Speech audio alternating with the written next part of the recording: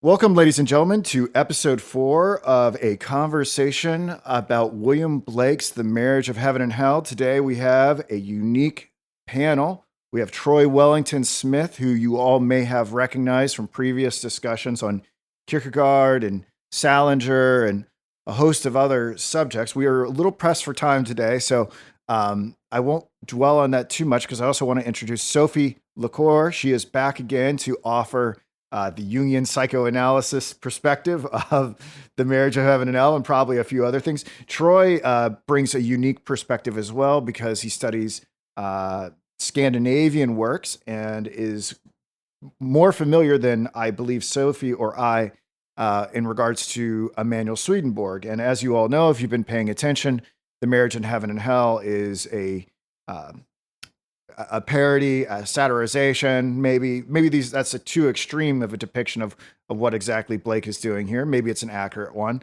but at least he is departing from a lot of the ideas of Emanuel Swedenborg.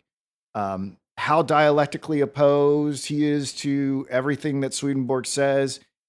Troy, I think, might be able to help us out a little bit more with that. But we're going to continue on with the Proverbs of Hell. And Sophie, would you mind reading the stanza that starts with prisons? And up to fourth, Mm-hmm. bring forth. Okay. Yes. Prisons are built with stones of law, brothers with bricks of religion. The pride of peacocks is the glory of God. The lust of the goat is the bounty of God. The wrath of the lion is the wisdom of God. The nakedness of woman is the work of God. Excess of sorrow laughs, excess of joy weeps.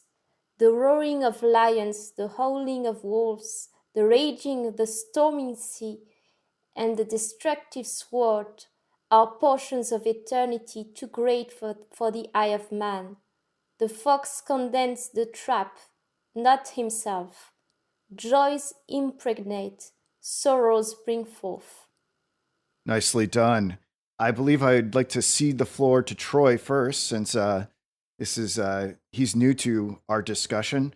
Troy, what immediately stood out to you about this stanza?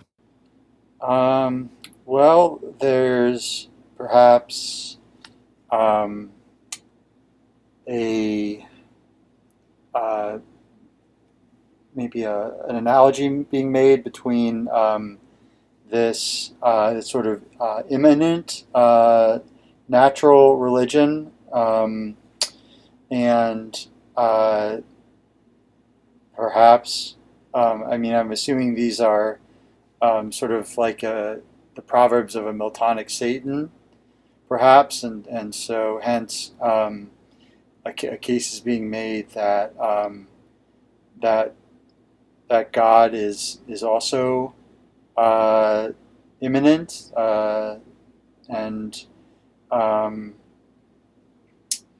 uh, it seems that uh, there's something like that going on here. I see what you're saying, and I'm glad that you brought that up. And hadn't thought about that, but it really jumps out in this passage. Last week, Sophie and I were discussing the bit where um, it seemed like Blake, through the voice of the devil, was encouraging us to see infinity in the wings of a bird. And the what seems to be brought out here in this stanza, as you talk about imminent natural religion, is well, if we're going to say that there is some sort of panpsychism at work, and so that wasn't the view that Sophie saw. Sophie has a unique Jungian interpretation, which boggles my mind in a good way, where we start talking about how many subjects there are actually in the world, and I'll let her elaborate on that in a second. But if we are going to talk about a merger of consciousness in the universe and talk about that as God in some sense, well, like Troy pointed out, with if I understand what Troy is saying correctly, then God's going to be there in the pride of the peacock, the lust of the goat, the wrath of the lion, the nakedness of woman. And this is these are unsettling claims if you're taking the Bible seriously, which is, I guess, the position I've staked out in this discussion. Um, but I don't want to say too much about what Sophie thinks. I'd rather let her say what she thinks. What do you think about what Troy said, Sophie? Uh, I don't really know. This is not the impression I got when I read this. I was more focused on the human emotions. Sure, tell us about it. And so the pride, lust, wrath, sorrow, joy. It seems that these emotions, except for joy, are considered as negative emotions by society. And it seems to me that what Blake is saying is that these emotions also are divine, and that God is not all light, that it's as if he's also talking about this. It's as if he says that these emotions are also part of God. Well, from a biblical perspective, some of them are, right? Like, I know a lot of modern evangelicals don't want to think about God in this way, but uh, uh, if you read the Bible seriously, wrath is very much part of God's character. I know a lot of people want to clean up their anthropomorphized version of God and turn him into Jesus playing frisbee. But if you take the Old Testament and the book of Revelation and the prophetic works, wrath is definitely an emotion of God. And, the nakedness of woman is the work of God. I mean, it wasn't until it was actually when they disobeyed God that they understood their nakedness and covered up, felt shame in it. And God also can sorrow and take joy in the plight of humanity. The ones that I would contend with that aren't God from a biblical perspective, I would contend about pride and lust having anything to do with God. But maybe other people have opinions on that.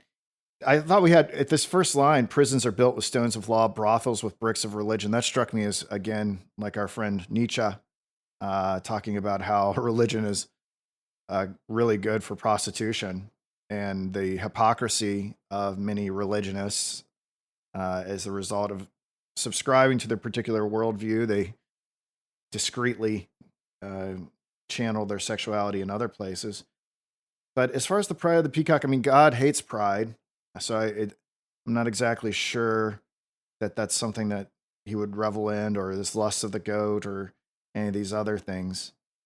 So those were some of my thoughts on that. I mean, I have something to say about the roaring of lions, the howling of wolves, the raging of the stormy sea, and the destructive sword are portions of eternity, too great for the eye of man. Yeah, I thought that was. I mean, ultimately, this is emanating from the eternal perspective of God. So I don't know if I can take too much of an objection to that. Troy, what do you have to say in response to all this? Um, well, yeah, I mean, I suppose that some of these emotions uh, would fit the biblical God, whereas others wouldn't. I might also say that um, I think what's critical for me is that it's not just pride in an abstract sense, or lust in an abstract sense, or wrath in an abstract sense, but it's it's pride in a almost, well, really in an embodied sense, in its instantiation in the material world, in a creature. And I think that again um, would speak to maybe uh, a Spinozist or pantheistic interpretation of God.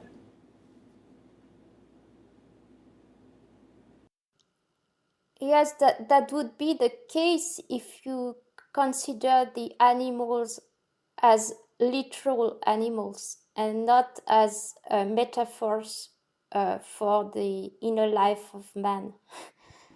So you're thinking, are you thinking of them as like Jungian archetypes?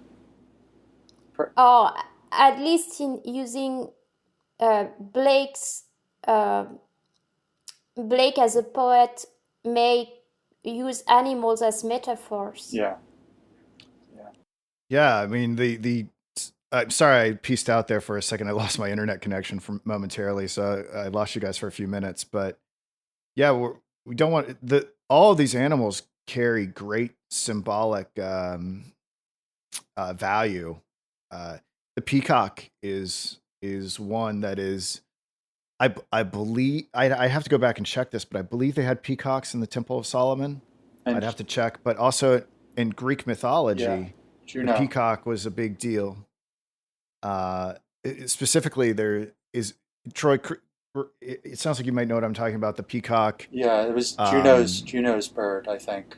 Queen of the right? And gods. and the peacock, yeah, and the peacock begged Juno to be able to sing, and she wouldn't give him the voice because if you've ever heard a peacock, they have a horrific Mm. voice, but they're so beautiful. So it's this weird paradox. So as showy as they are with their external appearance, they actually sound terrible. They sound like bloody murder. I have neighbors who have peacocks, and it's like what before I knew what that sound was, I was like, did someone just get killed here? Like, what is Mm. that? The lion is a complex symbol, because in the Bible, the lion is portrayed both negatively and positively. Satan is analogized as being like a prowling lion seeking souls to devour, but then also Christ is associated as being like the Lion of Judah. That the second coming of Christ will not be lamb-like; it will be lion-like.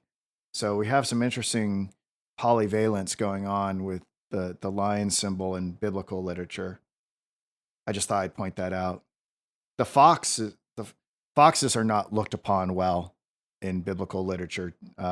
I live in a fox hunting town Yeah, actually, me too. and I never and foxes biblically are bad omens. They're not they're looked upon as negative creatures. What does that And mean I then? The fox condemns the trap, not himself.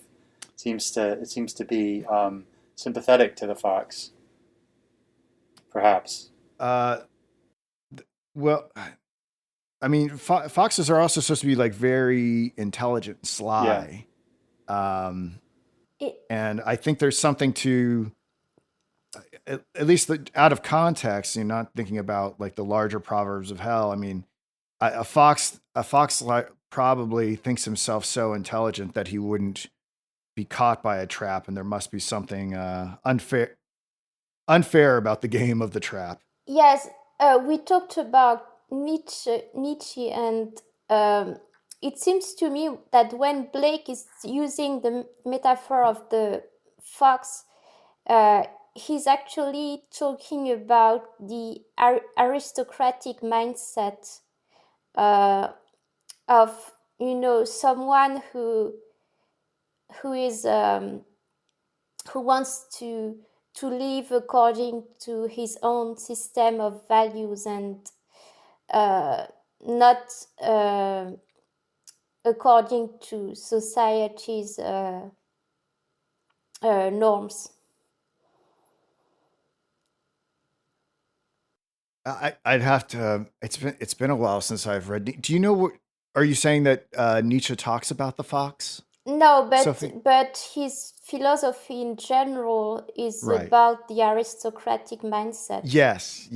Like the cunning individuals. Yes, I see what you're saying. I see what you're saying. Well, we've said a lot about this stanza. I think we could say a lot more, but do we want to move on to the next one? Um, yeah, I mean, my edition is divided into the different plates of the original Oh, yeah. um, first edition of Heaven and Hell, let's say, Marriage of Heaven Yeah, and we Hell. haven't even talked. Sophie and I Um, haven't even talked about the plates. yeah, Yes. I mean, that's a whole nother. Uh, Yeah. but so I'm just wondering where you want to pick up. Let man wear the fell of the lion to maybe the eagle never lost so much Ah, time. okay. Yeah, that's the second half of this plate. Sure. Would you read that for us, Troy? Okay. Let man. Let man wear the fell of the lion, woman the fleece of the sheep, the bird a nest, the spider a web, man friendship.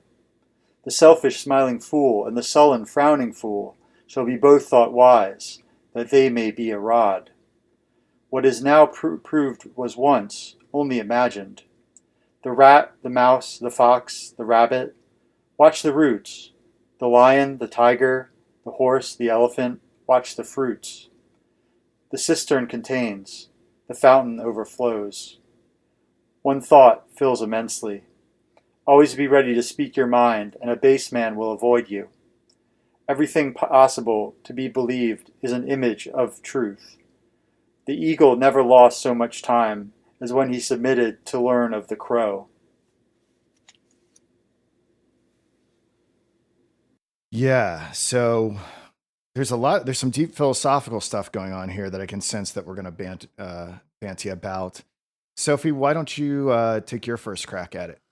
Yes, it also makes me think about Nietzsche. He has uh, he wrote something which, in my mind, means the same, has the same meaning as this stanza about someone who is not following the crowd, who is how can I say this? I would need to find the exact quotes because this would be easier to explain it. But this is all about in my opinion, it's about the aristocratic mindset. That if an individual is um, behaving in a way which is different from others, and he will be criticized. And if the individual who is, for instance, a poetic genius tries to live a normal life, he will be unhappy because he's not called to live a normal life. He's made to his vocation is to live according to his own law. Right. And by speaking his mind, he's going to alienate all the base. Sophie, I'm curious with that interpretation, what you made of the line, the selfish smiling fool and the sullen frowning fool shall be both thought wise, that they may be a rod. And Troy, you can weigh in on this too. What do you think Blake is getting at here when he says that they may be a rod? Like, biblically, there's all sorts of rods. Uh, uh, Moses and Aaron had rods where they were able to do all sorts of miracles, right? Before Pharaoh, um, they had the power of God sort of came through these rods that they possessed. But what do you think's going on here? Is something like that happening here? Um, This what does it mean that the fools are rods? My interpretation is that we could think of the rod as a disciplinary implement, right, um, for inflicting corporal punishment on someone who's unlawful or unruly. And so I took this to mean that um, these fools, uh, because they are thought to be wise, will be a rod for perhaps this Ubermensch figure that Sophie's describing, the one who's actually superior, who's actually wise. Um, they shall be punished in the sense that they have to watch these fools be elevated as wise men. That's just what occurred to me. I don't know. So you're saying it's part of being the poetic genius that Sophie was describing, or that Nietzsche may be describing, is suffering abuse at the hands of fools. Is that Yes. the idea? Yes. Yeah, I could see that. But then it's also too, with superior knowledge, you can kind of manipulate the fools too. If you know something that other people don't, knowledge is power, right? Yeah.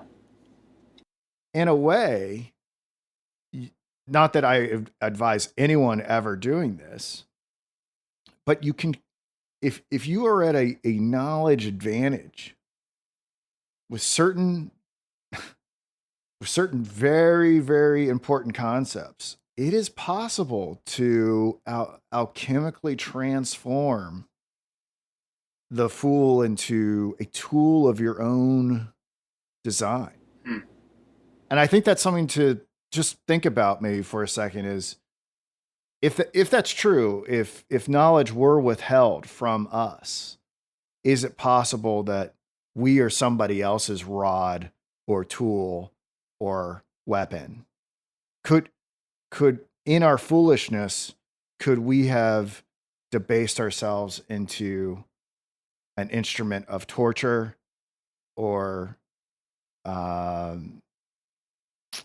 mechanization for some larger plan? I don't know the answer, but I'm just looking at it a little bit differently.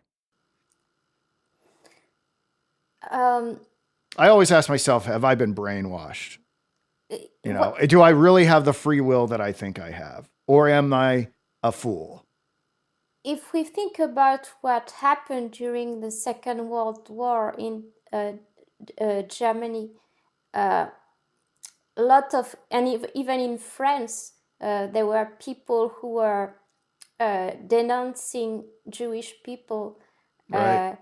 and sending them to concentration camps. And some of these people were thinking they were good people. They completely changed their moral moral code because they were adopting the Nazi view. So Yeah, they were just following orders. Well, Right. not just following orders, but believing that they were following the right orders. Yes. Right. Yeah. They were thinking they were the good guys. Yeah. Do you think that could ever happen today? Yes, it could happen anytime. Yeah, it could. It's something we have to constantly fight against. So, I think it's yeah. So it raises an interesting question about how we build integral ethical frameworks so that we don't find ourselves assimilated into some larger ideology. I guess I encourage people to be very difficult and to be contrarian. It makes it harder for you to be assimilated, I think. I'm not sure it's enough. I think you should Yeah, it requires more. It requires that you have some principles that you should not give up. For instance, altruism and protecting people who are vulnerable in society. I think these are important moral foundation. I completely agree, but it raises an interesting question. Could our own moral values be weaponized? It depends which You ones, I know, suppose. I'm just, you know, what's the expression? The road to hell is paved with good Yeah. intentions. So I ask myself all the time because I think I'm doing the right thing by trying to communicate the things that I communicate. But every once in a while I have to stand back and being like, is someone pulling my strings? Does someone perhaps is someone using my own values of altruism, honesty, forthrightness, whatever? Are they using that for their own designs? And I guess the way that I have that reflection every once in a while, and I say the way that I protect, I've come to peace with that. The way that I protect myself against that is there may be individuals who have tried to weaponize me uh, in that respect, but ultimately, I ask for God for sanctification of these things, and that if I'm ever on the wrong path, to frustrate it and to make sure that it doesn't come to be, and to be free from being puppeteered. So I guess that's how I kind of make my peace with it. Because I certainly don't know everything, and I'm sure I'm in a knowledge deficit to someone somewhere where they could use me for their own ends. That's just how I sleep at night. You know? Yes, I think you're right. I think we should be always careful, and especially not careful necessarily be towards other people, but towards ourselves as well.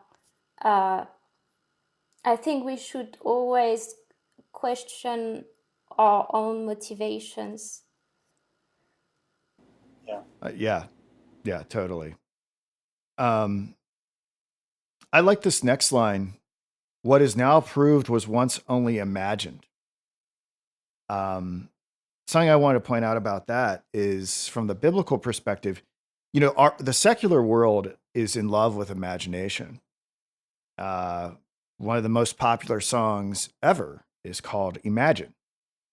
Or we have the beautiful song that Gene Wilder sang in Charlie and the Chocolate Factory, Imagination. World of imagination. And what's interesting, if you do like a keyword search in the Bible, the imagination is constantly negated. It's saying, do not wander after your own imagination. Do not become vain in your imagination. The imagination is like this, like potentially very destructive faculty. And with that in mind, what is now proved was once only imagined. I think it's kind of interesting to ask ourselves the things that we, from a secular point of view, it's like, wow, yeah, if we can imagine it, we can do it. Well, from another perspective is, I'm wondering if we've really proved anything if it originates from imagination. And the Bible tells us that God will cast down the imaginations of men and make their worldly wisdom seem like folly. I just thought I'd point that out here, that depending on your perspective, from a secular perspective, it's like, wow, what is now proved was once only imagined. From a deep biblical perspective, what is now proved was once only imagined. It's like, you're telling me, and it's going to be destroyed.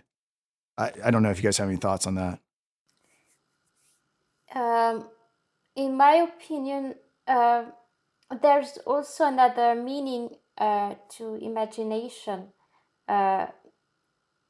because maybe the kind of imagination which can make us lose ourselves is the imagination which comes from our mind. But maybe, I don't know, maybe the Bible doesn't use the word imagination for this, but there is another kind of imagination which happens when the prophets, for instance, they are going to deliver a message. It's as if they hear the message that they are going to express. Or even King David, who wrote the Psalms. How do you pronounce it in English? Psalms. The Psalms. Yes. He was inspired. So there is maybe there is a divine imagination and a more human imagination. Oh, totally. If I could just interject here, and I don't mean to cut you off, but in regards to prophetic stuff, men in the Bible have dreams about the future all the time, and the Bible tells us that if that thing does not come to pass, then we know we're dealing with a false prophet. But there is definitely a role for prophecy that comes true. As far as music and the creative arts, I don't have as much to say about that, but at least the future can tell us who's been divinely inspired and who is not. Yeah, so I think imagination needs discernment. It certainly does. And in the Bible, one of the metrics that the Bible gives us is if it doesn't come to pass. And I would think, at least from a creative perspective, with the Psalms, I would add anything that contradicts Scripture would be possibly not, would most certainly not be divinely inspired. So yeah, that's what I would say about that. Troy, you've been quiet for a little while. What do you think about what we've been talking about? Which part exactly? Just about imagination and yeah, I mean, I think I don't know. I always end up thinking about Kierkegaard. So yeah, what is Kierkegaard? I forget what Kierkegaard if you says read about Kierkegaard's imagination. Magister dissertation, his doctoral dissertation in philosophy, on Begrippe Ironie, or on the concept of irony. The first part is about Socratic irony, whereas the second part is about romantic irony, namely that of Friedrich Schlegel, Ludwig Tieck, and Solger. And so essentially Kierkegaard, at least in the case of Schlegel, views Schlegel's use of the imagination as something dangerous in the sense that one can get lost in one's imagination and never return to reality in a certain sense. That there can just be an infinite play of the imagination that loses its grip on reality. And so what Kierkegaard recommends at the end in the last part is what he calls controlled irony, which is you have the distancing effect from the conventions of the world that irony gives you.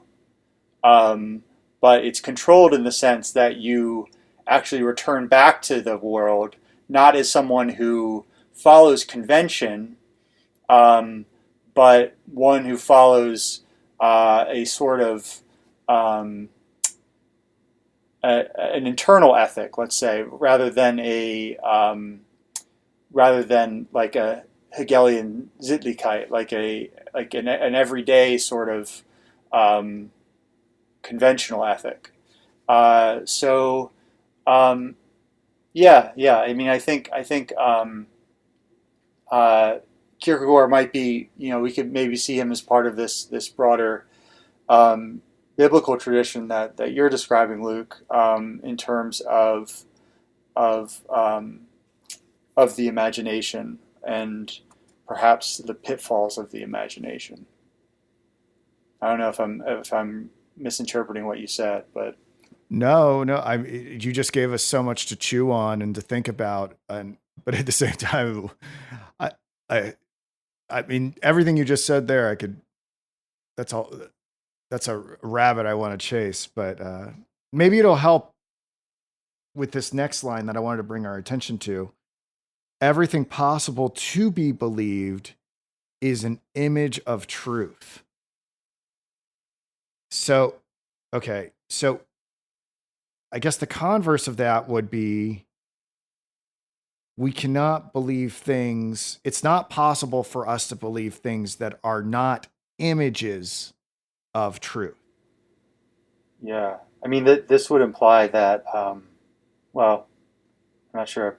Just my first reaction is this image of truth, right? Might suggest that um, do we ever know the thing itself? Do we ever know truth itself, or do we just know an image of the Right, truth? right. I Um, mean, if it were everything possible to be believed is the truth, that's a whole different story from the image of truth, because an image can be a perfect facsimile, right? Like where you can't distinguish the replica from the original. yeah, But also images that we're told we see through a glass darkly, right? So the images of truth can, depending on our level of consciousness and proximity to God and our discernment, images of truth can be warped. And yes, they may have some connection to truth, but they may be pretty far removed. I want to get Sophie back in here. Sophie, what do you think about this line? Yes, in my opinion, what Blake is talking about is human subjectivity. And I think what he says is that what is happening in, if we could use a psychology, Please. Yeah, please. it would be that everything, someone like Jung who said that everything which is happening in the psyche of man is actually a reality in itself. It was Jung's opinion that there was a material reality, but there was also the reality of the psyche. And it seems to me that Blake has a similar view, that what was happening in human subjectivity seems as important to him as what is happening in the external world. yeah, I and the image, of course, like that could be a Platonic reference, right? So um, there's this notion of like the ideal forms um, uh, that we could think of as these images of truth, perhaps.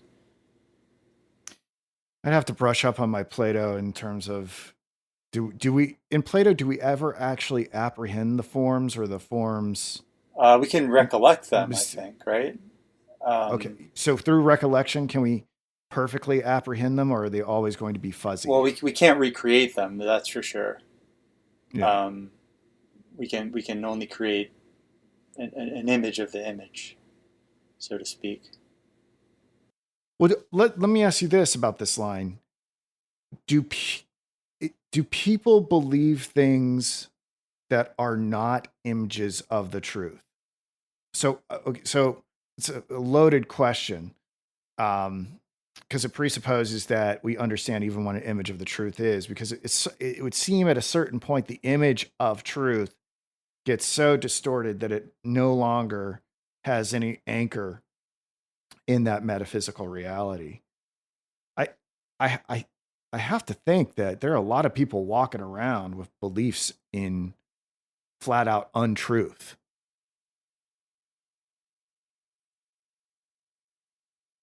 You know, I mean, for instance, okay, it, if God is truth, then it ought not to be possible to be an atheist. Or have I gone off the rails here? Yet there's never been more atheism. I think if you look at a chart of the rise in atheism over the past 70 years, it's never it's a hockey stick. It's never been higher. And you know, is being denying that there could be a creator for the reality that we live in. I mean, that seems to be an outright negation of truth, not even anything that could be an image of truth. What do you guys think about that? Um, if you read Paul F. Dokimov, who was, I don't think this book is translated into English, but he was an Orthodox Christian who emigrated from Russia to France during the 20th century, like Nikolai Berdyaev, and they knew each other, I think. And he wrote a book about this subject, about not only about this subject, but there is a chapter about this subject in this book about I have to find the title and try to translate it in English. Yeah, well, go for it. I mean, something I would just add here is there are many professing atheists, but the, could we say that atheism is a view that people sincerely hold, even though they profess it? What do you think about that, Troy? Um, so Has so it, so have either you're of you guys? saying you're saying perhaps everyone uh, deep down believes in a creator or in God. Yeah, yeah. Even though they may profess that. Um, Sophie, did you find the title by chance? Yes, actually, I have the pocket version of the book, and the title is not complete. I think the whole title was the love, the crazy love of God, and the mystery of His silence. And I think what Paul F. Dokimos was saying, that there was some truth in atheism, and that some Christians do not understand some things that atheists understand, and that somehow in his mind some atheists were closer to God than they thought. I'd buy that. And to be honest, it's unfair the way that I've painted atheists because it's not like there's one form of yeah. atheism. Yes. Just as there's not one form of theism or Christianity, there's many different types of atheism. Yes. You know, so and which is a fascinating thing to look into.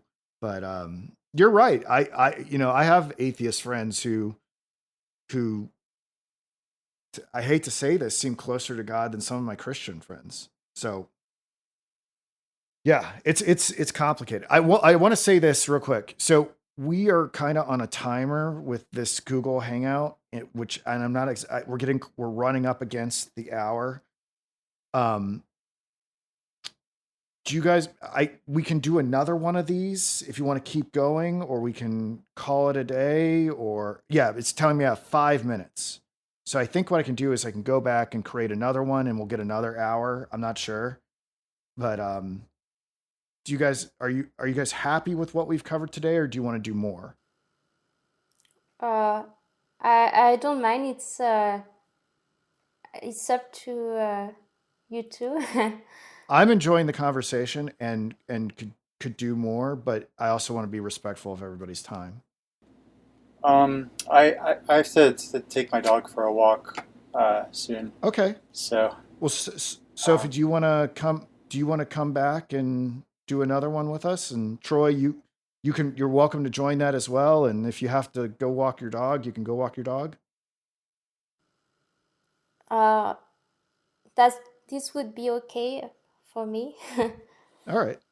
All right. Well, I'll go and create another one of these. I'm going to bring this episode to an end. Okay.